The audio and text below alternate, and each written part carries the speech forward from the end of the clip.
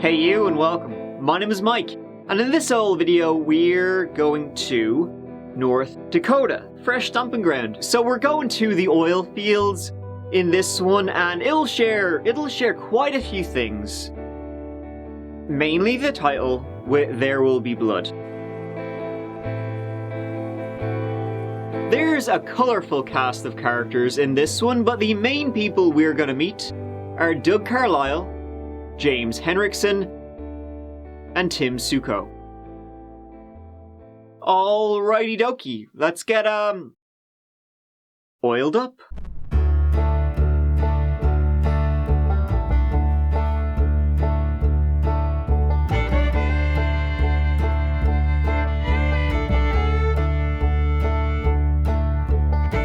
So, to tell you this story, I first have to tell you about a very specific place in North Dakota, the Bakken oil fields. Buckle up, buckaroos. It's located roughly in the southwest corner of the state, near the city of Dickinson.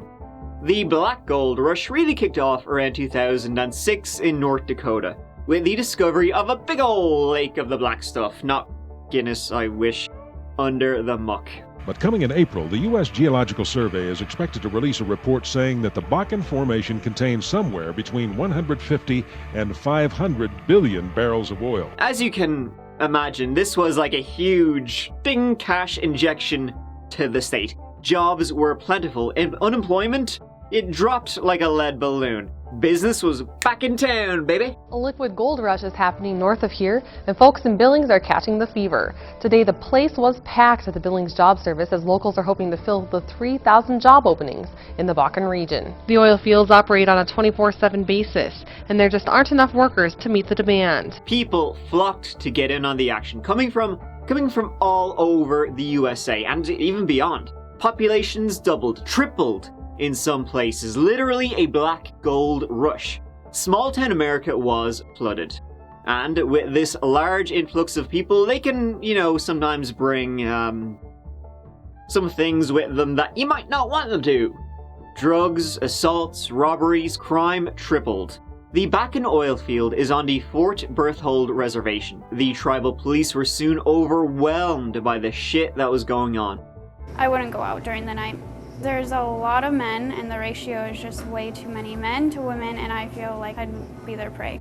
But as the crime rate increased, so too did unemployment from 2014 when the oil rush abated. Price per barrel went from $100 to $30, and people were let go. In this story, though, we're going to the peak of the rush, the boom, in 2011. Over 100,000 people, mostly men, moved to the Bakken region to work on the oil rigs, and one of them was 28-year-old Christopher Casey Clarke. He moved after an old friend asked him to, James Henrikson. James had moved to North Dakota with his girlfriend, Sarah, from Texas about 4 months prior, in the summer of 2011, himself hoping to get in on the action.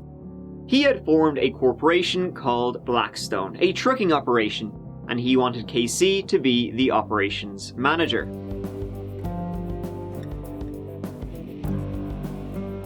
What Blackstone did, trucking, was basically they ran water trucks to and from oil fields, for fracking and all that kind of stuff. And hey, jobs, you want a job? You want a job? Here's a job. Money was everywhere, but you fucking worked your balls off for it, But hey, when you got that paycheck, you were not complaining. So tough work, long hours, but good money. And after doing this for a few months, Casey started to scratch the old noggin. He was like, I'm busting my hump, busting my balls here. There's so much going on, there's so much activity. Maybe I could cut out the middleman, cut out my boss, and be my own boss. He started thinking in his noodle of setting up his own trucking company. Maybe taking some of the Blackstone employees, and maybe even Blackstone clients, with him. This is something he most certainly would not want James to know about. It was in February 2012 that James Henrikson, seeing how hard young KC was busting his hump, I appreciate you, and he was like, you know what, you're working too hard, here's a 2-week vacation. get out of town. So, alright, grant. But before he jetted off, James asked Casey, here, would you just pop by the office?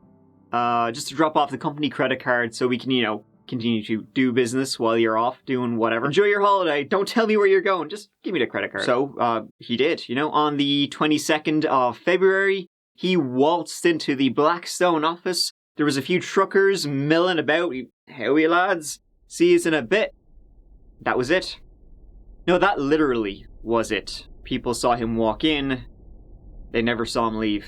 No one ever spoke to Casey again.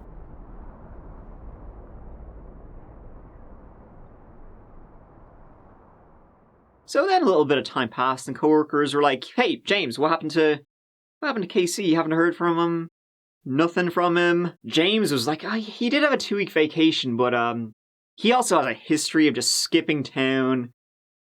He just left us in the lurch. Hey, I'm the real victim here too. I'm down an operations manager. I was relying on him. Oh well. Casey's stuff remained in his house. He didn't answer his phone. He just vanished. As the days and weeks went by, word began to spread. However, as you can imagine, this wasn't exactly the very top of the police's to-do list to investigate what happened to Casey. I mean, this is oil fields. The tribal police were not very well staffed. You've got a lot of young men here working a lot of hours, earning a lot of money. In their off time, they're going to be getting up to not good things. Workers were coming and going constantly, so finding out if Casey actually even was missing was not that important. Until June came along. A few months after he disappeared, Casey's car was found about 80 miles from where he was last seen, with no sign of Casey Clarke.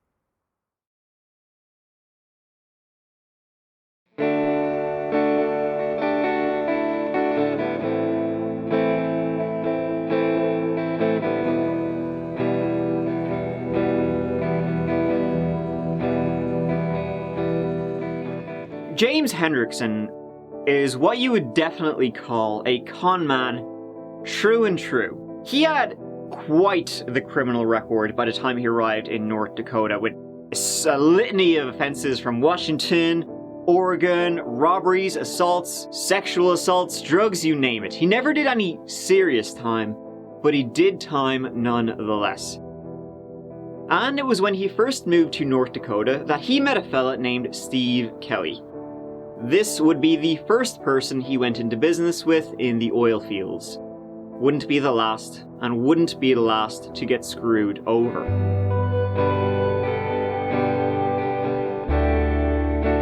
See, Steve Kelly was a member of the MHA Nation. That's the Mandan, Hidatsa, and Arikara nations that make up the reservation. So as the oil fields were on, Native American lands, members of that community, they'd usually get first preference, when contracts and that kind of stuff comes up. So really, to get work, James Henrikson went into business with Steve Kelly as a subcontractor. Steve Kelly, ran a trucking business. He needed more trucks for all the business. James had trucks. Business started off going well enough that James got more trucks, more employees, and one of those employees was Casey Clarke. See, this business relationship eventually soured after they started going after the same business contracts, and Blackstone, James's company, won them over Steve's company. But, I said Native American companies, they usually got first preference when it came to these kind of contracts. Well, I also said James was a con man. James got a Navajo woman that he knew thousands of miles away to essentially front his business, Blackstone. So therefore, his business was Native American owned, and he could get any contracts he wanted. So Steve got pretty pissed off, seeing this was obviously bullshit. James was drinking from his milkshake. Steve Kelly complained, and Blackstone lost the contract it had won over Steve Kelly. Then graffiti appeared. The relationship ended to my absolute surprise. But, by that time, James was well on his way to becoming one of the next top players in the North Dakotan oil industry. James next insinuated himself with the top dog, Tex Hall, who at the time was tribal chairman. Tex also owned an oil company. James got the trucking contract, with Blackstone offices being run out of Tex's garage. Not long after, Casey disappeared after walking into that garage. At this stage, though, as 2012, went on, James was making money hand over fist, from his trucking contracts. And he would also get contracts from, the reservation itself. He would get jobs like watering the roads to keep the dust down. It's worth $500,000 to do that. Apparently, James and Tex would go on vacation to Hawaii together. And, spoiler alert, the relationship would also sour when James got Tex's stepdaughter pregnant.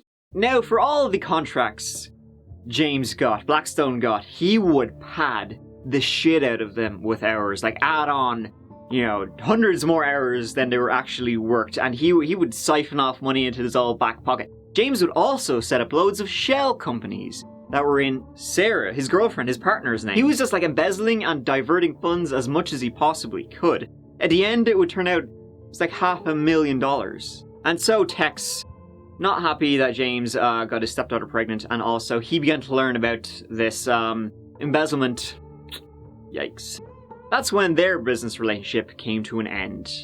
But we're not done yet. So, James had been working in trucking, all this time, but, he started to think, I want to get in on the root of the money. He wanted to get involved with drilling itself. In early 2013, he started meeting with Doug Carlile, a businessman and a construction contractor he met through a mutual friend. Doug was based in Spokane, Washington, and they both were interested in getting into bed together, not literally, as a big old piece of land had come up for lease. Land right smack dab in the middle of the oil fields, virgin land that hadn't been drilled, and it could be theirs for $2 million. Dollar signs in their eyes, right? I mean, this place was $2 million. It's surrounded by all other oil fields, so there's definitely oil there. You're talking, future, potentially hundreds of millions of dollars. Nice chunk of change. But they didn't have that kind of money between them. So James and Doug started shopping around for investors to come up with the money. Doug doing most of the handshaking, James put up $600,000 of his own money into the venture.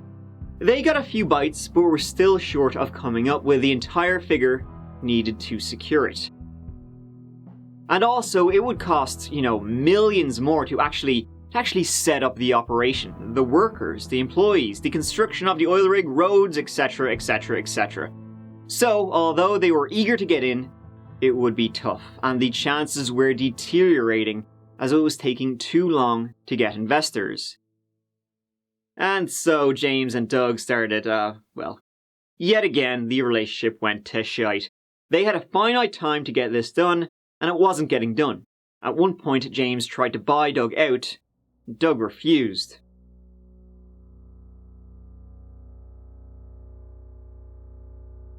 On Sunday, December 15th, 2013, Doug and his wife returned home to their home in Spokane, Washington, after attending a church service kind of thing. So they're in the door. Doug's wife goes up the stairs to go into the bedroom, and as she's wandering up, she hears Doug talking to somebody downstairs in the kitchen. When she goes down, she finds Doug at the end of a gun being held by a masked man. The masked man opened fire on Doug. Doug's wife ran and called 911. There's been shot. A man just taken our house and shot my husband, I think. If he hears me, he's going to shoot me. The killer fled, and Doug was dead. Shot 7 times. The murder investigation then began. Nothing was stolen, the place wasn't ransacked, so pretty quickly the police realized Doug was the sole objective. Neighbors would report seeing a white van in the area, and police found a footprint in the garden, along with a glove.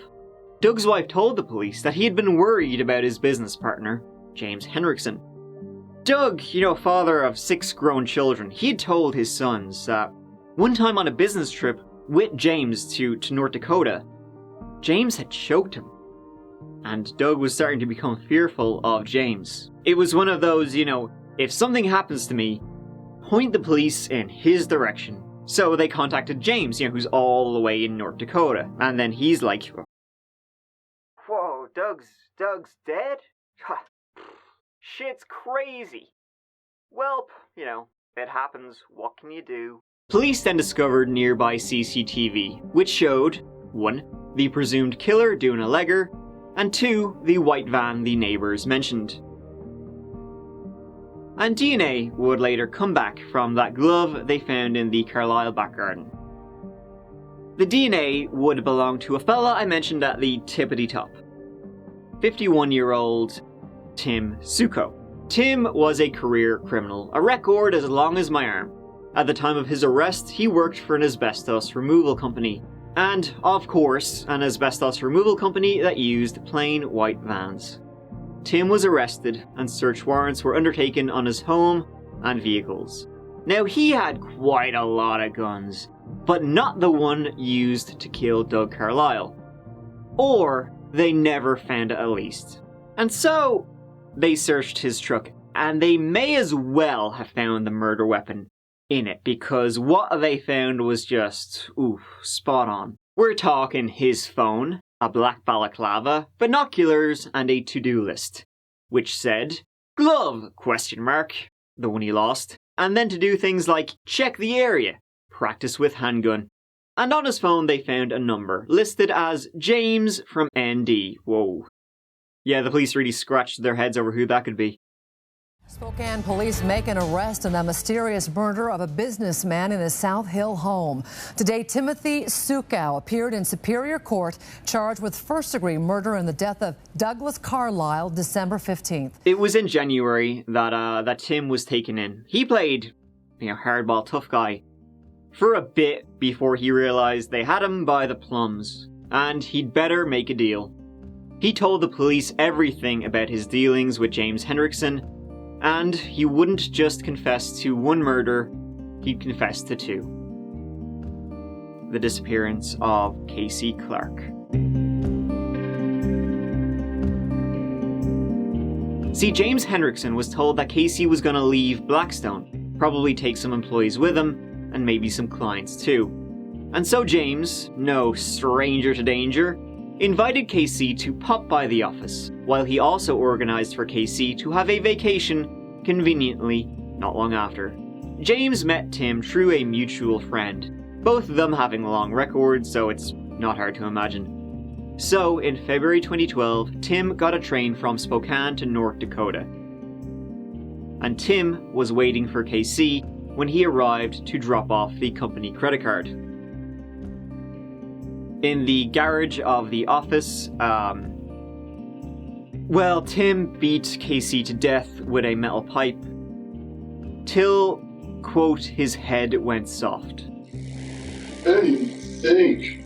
It's just, I grabbed the handle, and I walked up on him, and I hit you back in the head.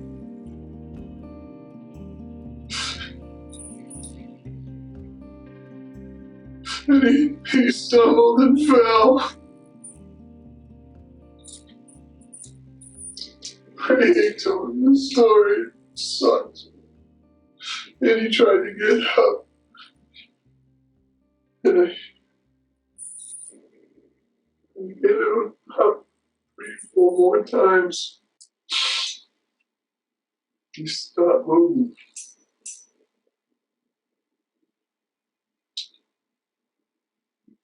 I could tell the last hit was so sorry. Then Casey and James put him in a box and put that on the back of a pickup. They then dumped his truck 80 miles away, hoping it would disappear. Casey Clarke's body was dumped and buried in the Theodore Roosevelt National Park. For this, James paid Tim $20,000 in cash. On January 18th, 2014, police searched James' house and found a shitload of guns. And so, as a convicted felon, they had enough to arrest him on weapons charges. They arrested him on that because they were full sure he was gonna do a legger. They learned he'd been making plans with Tex Hall's stepdaughter, the one he had gotten pregnant, and they were gonna flee to, like, Turkey or somewhere. So the weapons charges were enough to keep him for now, and it wouldn't take long to learn of texts linking James to the two murders. They also learned that James had a hit list. He had a whole big old list of business people he wanted gone and prices for each, we coming, I'll take that one. Steve Kelly was there. Tex Hall was most definitely there. And also there was James's partner, Sarah. See, James knew shit was gonna hit the fan. And so, Sarah, she was involved in the embezzlement, the shell companies and all that kind of stuff. So he wanted her gone so she couldn't testify against him. Real psychopath stuff, lovely. On the alleged mastermind in the Carlile killing, a man named James Henrikson. The murder inside Doug Carlile's home happened as the South Hill businessman was trying to buy out his partner in his 640-acre oil field. In the weeks before the killing, Carlile told his adult son, "If I disappear or wake up with bullets in my back, promise me you'll let everyone know that James Henrikson did it." We believe that it is very possible that the homicide was a result of those business transactions that went bad. Tim Suko pled guilty to 2 murder for hires, and due to his plea deal, he got 30 years. Poor him, he never actually got paid for Doug Carlile's murder, He was actually arrested the day before he was due to pick up $20K from James. Bloody hell. Sarah was ordered to serve 3 years supervised probation for, the embezzlement case. She was also required to pay at least $340,000 in restitution. The trial for James Henrikson is set to begin tomorrow morning. He's accused of hiring a hitman to kill Spokane businessman Doug Carlile in 2013. Last fall, Suko and several others involved in the plot took a plea deal and confessed to their involvement. Hendrickson said he was going to accept one, but that was later withdrawn. James rejected a plea deal. See, he first pled guilty and then he rescinded, pled not guilty, and went on trial. He wanted a trial. This was a bad idea, as you can imagine, but hey, he seems like an arrogant fuck, so it's not surprising. At one point, while in jail, he actually tried to escape by making a bedsheet rope. So, my god, there you go. He was convicted on 10 counts of conspiracy to commit murder for hire. And also, this won't be shocking at all. James, it turned out, had a little heroin drug deal ring going on the North Dakotan oil fields. So he really just loved getting his fingers dirty. James Henrikson got 2 life sentences. And there you have it. Quite the story, dirtier than an oil field. Casey Clarke's body has never been found. Tim took the authorities there, but no luck. Though who knows what they would have found. Maybe Tim just really didn't want them to find it. This is the real, there will be blood. You don't need to make up stories when this actually happened. And as you can imagine, I'm sure a hell of a lot more goes on these oil fields where greed and violence mix. Thank you so much for watching. I really appreciate it. I'll see you... here, come on. You know this. I'm not gonna say, you know what it is. Take care of yourselves. Mike out.